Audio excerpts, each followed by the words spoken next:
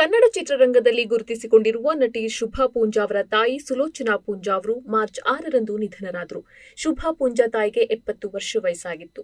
Pneumonia attack ಆಗಿ ಲಂಗ್ಸ್ನಲ್ಲಿ ನೀರು ತುಂಬಿದ್ದ ಕಾರಣ ಆರೋಗ್ಯದಲ್ಲಿ ಏರುಪೇರಾಗಿ ಕಳೆದ 4 ತಿಂಗಳಿಂದ ಚಿಕಿತ್ಸೆ ಪಡೆದುಕೊಳ್ತಿದ್ರು. ಆದರೆ ಚಿಕಿತ್ಸೆ ಫಲಕಾರಿಯಾಗದೆ ನಿನ್ನೆ ರಾತ್ರಿ ವಿಧಿವಶರಾದರು. ಇನ್ನು ತಾಯಿಯ ಆಸೆಯಂತೆ ಪಾರ್ಥಿವ ಶರೀರವನ್ನು ಮಂಗಳೂರಿಗೆ ತೆಗೆದುಕೊಂಡು ಹೋಗಿ ಅಲ್ಲಿಯೇ ಕೊನೆ ಕಾರ್ಯಗಳನ್ನು ನೆರವೇರಿಸಲಾಯಿತು. ನಟಿ ಶುಭಾ ಪೂಂಜಾ ಅಗಲಿದ ಅಮ್ಮನನ್ನು ಕುರಿತು ಭಾವುಕ ಪೋಸ್ಟ್ ಮಾಡಿದ್ದಾರೆ. ತಮ್ಮ ಸೋಷಿಯಲ್ ಮೀಡಿಯಾದಲ್ಲಿ ಅಮ್ಮನ ಜೊತೆಗಿನ ಫೋಟೋಗಳನ್ನು ಹಂಚಿಕೊಂಡಿರುವ ಶುಭಾ ಪೂಂಜಾ, ಅಮ್ಮ ನನ್ನ ನೀನು ಯಾಕೆ ಬಿಟ್ಟು ಹೋದೆ? ನೀನು ಇಲ್ಲದೆ ನನಗೆ ಜೀವನವಿಲ್ಲ. ನಿನ್ನ ಬಿಟ್ಟು ನನಗೆ ಬದುಕೋದಕ್ಕೂ ಬರೋದಿಲ್ಲ. 24 ಗಂಟೆ ನಿನ್ನ ಜೊತೆನೇ ಇರ್ತಾ ಇದ್ದೆ. ಈಗ ನಾನು ಏನ್ ಮಾಡ್ಲಿ? ಎಲ್ಲಿ ಹೋಗಲಿ? ಯಾರಿಗೋಸ್ಕರ ವಾಪಸ್ ಮನೆಗೆ ಬರಲಿ? ನೀನು ನನ್ನ ಯಾಕೆ ಬಿಟ್ಟು ಹೋದೆ? ನನ್ನ ಇಡೀ ಜೀವನಕ್ಕೆ ಅರ್ಥವಿಲ್ಲದೆ ಆಯಿತು.